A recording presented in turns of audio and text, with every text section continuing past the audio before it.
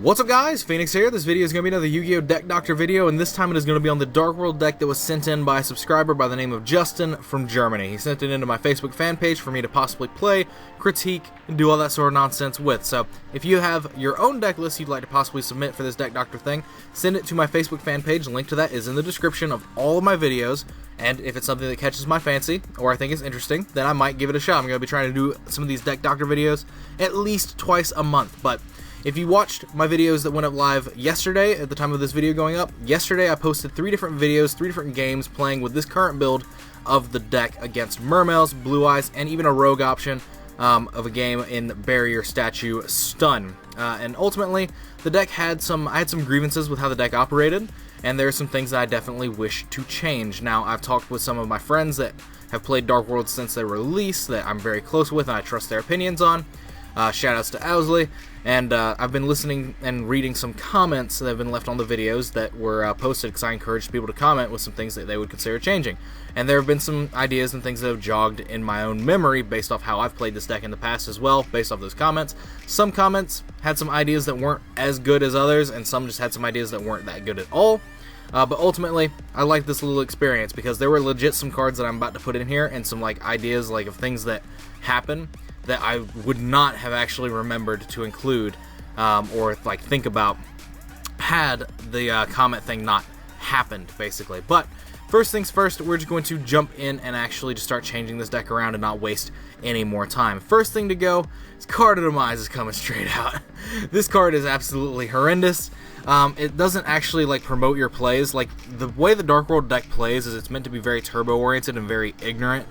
Playing it really control based with all these traps and all that nonsense, it might have worked in 2011, 2012 maybe, but in this day and age, this deck's biggest strength is just how ignorant it can be, just turboing into its cards and drawing through as much of your deck as possible to get to some very, very powerful cards to basically just allow your opponents to have struggling times playing their games of Yu-Gi-Oh!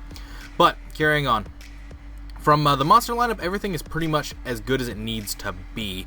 Skarm is a bit slow, and it makes your drag downs to the grave horrible. Now, you can argue that it's an allure target, but honestly, it's not really the best in terms of what you could have. It clogs your hand for drag down. Now, you could argue that you could always just special summon it, but sometimes you've already set cards, like your trap cards, and then you've drawn into Skarm off of either Gates or Dark World Dealings, or Allure of Darkness, and in which case, you either have to banish it there, which means you get 0 value, or if you have Drag Down into the Grave as a future option in play, you're going to be restricted with this. Adding in the end phase is a really slow mechanic, and it's not something you really want to be focusing on. Now, as for the monsters that are going to be added, Malefic Stardust Dragon is a very, very solid addition because the trade-in engine, as well, the trade-in draw engine, the level 8 draw engine, is a very big asset to this deck because it allows you to constantly just pump out cards to allow you to keep moving, keep your engine and keep your strat moving, and that's what you want to be doing. So adding in Malefic Stardust Dragon just as a free drop level 8, it's also another allure target, and it's also a trade-in target, and it's also just a free drop. Like I've already said, you can special summon it, which allows you to make rank 8 plays as well. It also protects the field spell in case that's ever relevant. It's just ultimately just really good for you to play. It's probably the best Malefic for you to play for that reason. But that's just my own opinion on that. The only other one that you could play would be Blue Eyes, and that requires you to play Blue Eyes in your deck. So this is the proper trade-in and advanced draw target and stuff like that. Advanced draw is definitely a card that is going to be included because that card is actually really good because this deck is very good and very efficient at putting Grapha back on the board multiple times. But carrying on, we're going to add a second copy of Beige. The reason for this is that while you only ever really want to see one, and while you have one in circulation, you can loop it back to the board infinite times as long as you have discard outlets, and this allows you to spam multiple Graphas. The thing is that with triple Allure in the deck, you never want to have a card that you 100% draw every single time, and then never banish off of Allure. You don't want to have a card in your deck like that, where if you draw this in conjunction with Allure, you have to be afraid of what you could draw, because you don't want to banish your Graphas in any sort of major amount, and you don't want to banish the one Beige if you're only playing one of it. In which case, it means that you're required to get to the tour guide to make a Leviair play, or else you're just never going to have access to Beige again for the rest of the game. So, realistically, that means that your only real Allure targets were, the Malefic, Stardust, the Snows, and the Brows. And that's not really that great. But adding a second copy of this into the deck allows you to actually have some leeway room, where you can actually just play a lure and banish it, and then you're fine because you're able to get another one later in the game off of a snow search or draw into it. It's just little nuances like that. But that is where the monster lineup is going to end up at 14 monsters. It's overall perfectly fine. I really like that ratio. The only kind of weird thing is that Tour Guide is a card that not a lot of people choose to run, but it's either Tour Guide or Trance Archfiend or Fabled Raven, but Trance Archfiend is probably strictly better. In the essence of like it's a matching level. Even though Fabled Raven can boost itself to level 4, that requires multiple cards and it's a tuner. So I mean, there's pros and cons for either.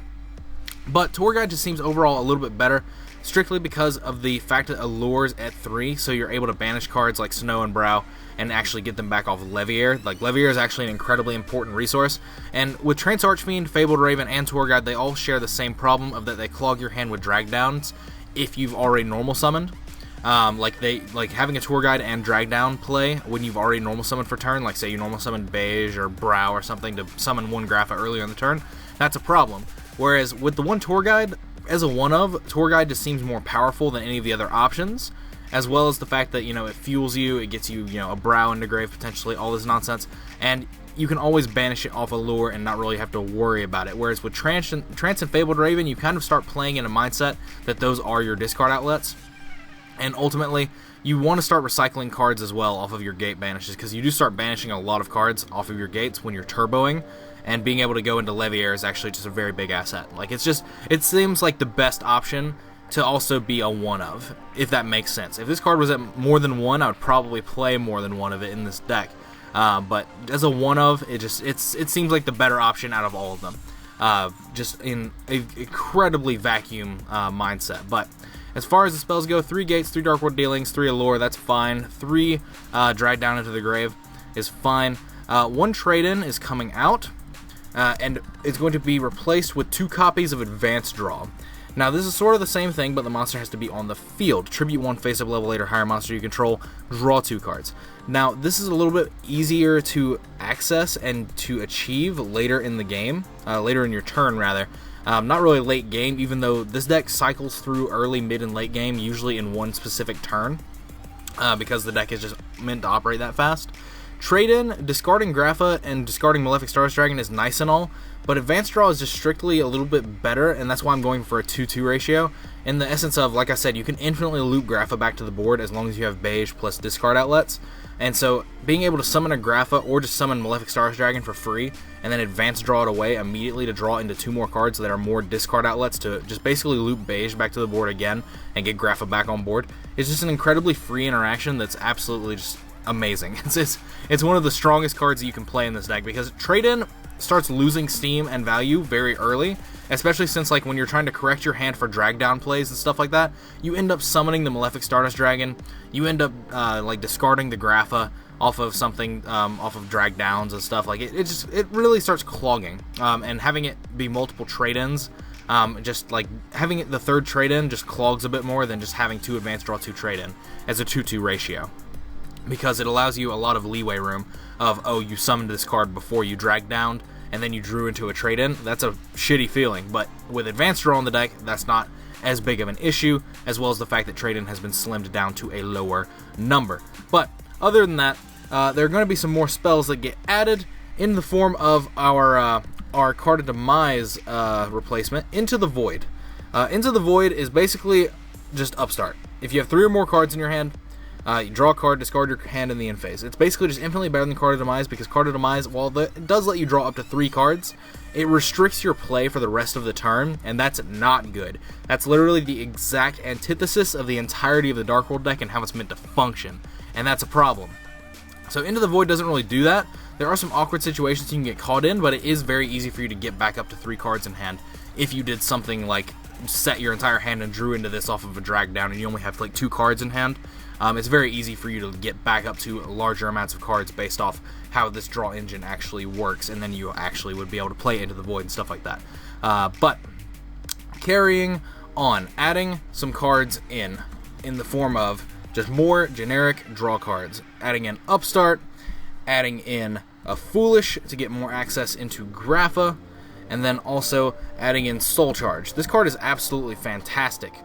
because you're capable of soul charging for all the little Dark World cards, little Dark World monsters, and then bouncing them for Graphas, which then refuels your hand. It makes it just even more of a plus because you're actually just getting 2 cards for every 1 that you summon off soul charge. Like if you have 3 Graphas in grave and 3 little guys, and you soul charge for the 3 little guys, or you can even soul charge for all 5 and use the 2 Graphas into like a rank 8 that blows itself up like Heliopolis, and then you're able to bounce the 3 little Dark Worlds into 3 Graphas. That's actually amazing. Like that's a very, very cool interaction that the deck has. And with the absence of Monster Reborn, like that's just probably just the best. It's the best alternative. And then One Day of Peace. One Day of Peace is a card that's interesting because it gives you a card, but it also gives your opponent a card. But that's fine because of the game plan that you're going to be going down, the line of play you're going to be going down with this deck. You usually take a lot of cards away from your opponent through viruses on their first turn anyway. So giving them a card doesn't really matter. It's just another generic draw card that like supplements the fact that we don't have 3 Upstart anymore. 3 Upstart would definitely be in this deck. This deck doesn't really support Pot of Desires too well because you never want to be banishing your Graphas, and you will end up banishing some really weird combo pieces.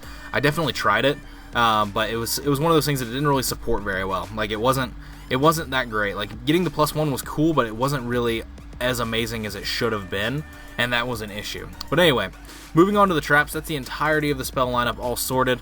You know, just 3 of the field spell, 3 Dark World dealings, 3 allures, 3 drag downs, the 2 trade and 2 advanced draw ratio to allow yourself some, leeway there, as I've already discussed. 3 into the voids because it's just better than Card of Demise in this deck, trying to turbo because it's just Upstart. It just thins your deck by a card. Essentially, the deck is a 35-card deck because you have Upstart, you have 1 day, and then you have 3 into the void, so you're just maximizing consistency.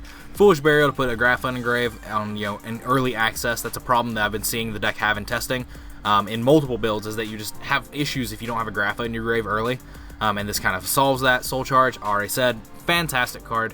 But then other than that, like, let's just move on to the traps, as I've already started moving around. Drowning Mirror Force is a card that's very reactive to a very specific thing in the form of battle, and you're usually not going to be leaving your board clear. That's the big thing, is that, like, if you're turboing into this deck, like, you usually have something on the board because your deck is, like, make a bunch of rank 8s and stuff like that. So Drowning is just, overall, just not a card that you want to really be playing in here, in my opinion. Like, all these reactive cards just aren't things that do things for you. This deck has a huge strength in the fact that it's very proactive, and, like, it has one of the strongest going second games as well, because you literally are just able to pop boards with Graphas and stuff. You don't have to main dedicated outs to things like Vanities and like Domain and stuff, because Grapha just deals with it and then summons itself back. So there's all these different things. So cards like Bottomless, like Emptiness is you can kind of make an argument for Emptiness, but it's not really the best. And then you have Drowning Mirror Force, which is definitely just not the kind of card you want to be playing in this deck. Strike you can play. You could definitely take out a card like One Day of Peace and like maybe cut it into the void or something, and then put 2 strikes in or something. But ultimately, the card just isn't as necessary as you would think it is, because of the way that this deck functions. Like I've already said, you're trying to turbo into these cards, and every trap you draw before you actually reach your end game is just, before you fully establish your end game rather, is just something that's going to be hindering you as long as your turn continues to go. So you really want to keep the traps on the minimum. But speaking of, the third trap that's going to be added in is Deck Devastation Virus. Now, these are the 3 traps that I'm choosing to play. Warning, which could easily be skill drain, but I think Warning is strictly better for the purposes of what this does, and then Deck Devi and Eradicator. Basically, what you're trying to do with this deck is that you actually gain a lot of information while you're turboing, because you go into Drag Down and you look at your opponent's hand and you see what deck they're playing. And then based off of that, you're able to Deck Devi them and Eradicator them on their first turn, typically, if your turboing was successful. You usually end up with like 2 or 3 cards left in deck, and you end up with 2, if not all 3 of these traps with a very established board. And so what it allows you to do, it allows you to go Eradicator and Deck Devi on their turn. If they're playing a Demise deck, then you just in-phase Eradicator them for all their trap cards. You can Deck Devi straight out the gate if you see they're playing like Pendulums, like Draco Pals or something, and usually just like swipe their entire hand down. And then Warning just is kind of the catch-all card. Skill Drain isn't quite as much of a catch-all card as Warning is, and so that's why Warning is in this list and Skill Drain is not. Skill Drain is definitely a card that could be interchangeable with this card, and it's definitely a card I would side deck if I was playing this deck, or you could even do something like maybe cut One Day of Peace for the Skill Drain, but like I said, that starts increasing your trap lineup, and then that starts making things really awkward as your play string moves. So there is all of that sort of nonsense that I've already basically addressed. But this is the main deck that I would solidify. If I were to enter like a regional or something, or a local or something, this is the deck I'd play. It's incredibly turbo-oriented. It just allows you to draw cards. Every spell card is a combo piece in some way, shape, or form that gets you to another card. Some are more situational than others, but the rest of them are fairly generic, and then you just have all these just monsters that you're able to summon, and all of that just kind of works. Now, for the extra deck, as you can see, these are just all the cards that were taken out. For the extra deck, there's not really anything worth playing more than like 2 rank 3s. Usually I just only go into Levier, but like Alucard is an option. But even then, Alucard is just strictly worse than Gram Pulse. So like there's like no reason to include very Asian I am. But there's no reason to include Alucard over a card like Gram Pulse, because Gram Pulse has a bigger defense, the same attack, and also hits any spell or trap versus just sets. So like it just doesn't make any sense to include that card. As far as rank 4s go, you literally are never going to be ranking like rank 4s outside of like some weird beige plays, but even then you lose access to the beige. So like Dweller is kind of the only one that you really just want to be having, just because like Dweller in certain aspects of the game is really clutch, but otherwise not really something you're going to be wanting to go for, but it's there for the option. Like Instant Fusion isn't in this deck because Instant Fusion just seemed like an option that I found very subpar. But anyway, to complete the extra deck, first things first is 2 copies of Stardust Dragon to go with the Malefic Stardust, because you do more often than not summon 2 in a turn if you are doing your things. You could easily bump this up to 3 and leave this at 2 as well. So there's that. Cutting Galaxy Eyes Prime Photon, simply because Cypher Dragon is just infinitely better in terms of what you're able to do with it. Being able to take your opponent's monster and make it a Galaxy Eyes monster is great, especially when you combine that with full armor Photon Dragon into a Dark Matter play. Now the reason the Dark Matter engine is in here is just because Dark Matter is a beefy monster. Beefy, and it also can attack twice over opponent's monsters, so that's actually just huge. And you're usually able to take your opponent's monster, pop something, and then go into Dark Matter along the way. So like there's just tons of different things you're able to do. Like being able to take your opponent's monster and then turn it into a Dark Matter is absolutely huge in terms of a tempo swing.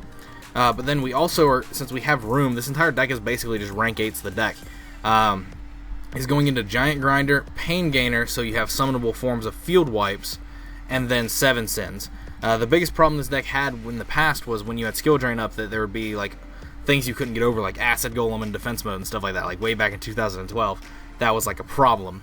But as it stands now, you don't have that problem nearly as much because of the fact that you have access into these huge things like 7 Sins and Dark Matter. Now, Zombie Stein is a card that doesn't really need to be included. It's big, it's 4,500, and it's 2 level 8 Dark Monsters, and that used to be a huge asset, again, because it allowed you to get over things with Skill Drain up and stuff like that. Its effect is overall not that very relevant, but as we've already addressed, we have access into things like Dark Matter and 7 Sins to be big beefy things as well, so we don't have to worry about that, and they just ultimately have actually relevant real effects. But carrying on, Lancelot just is a card that's able to steal games. It's kind of the Nightmare Shark factor. It's also a Light and Darkness Dragon type effect, so that's cool.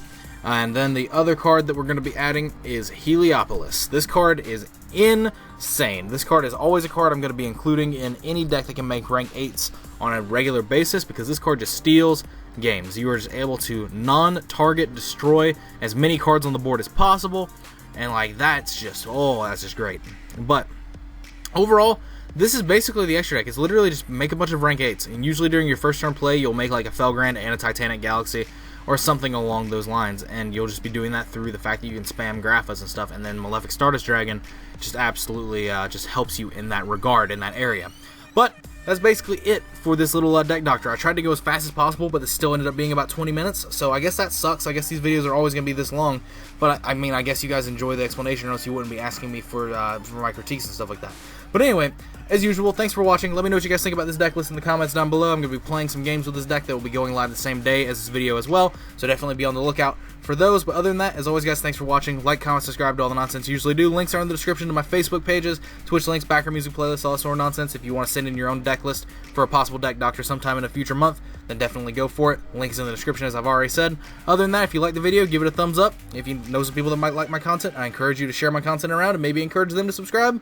Help grow the community of my subscriber base. base and who I reach out to with this content.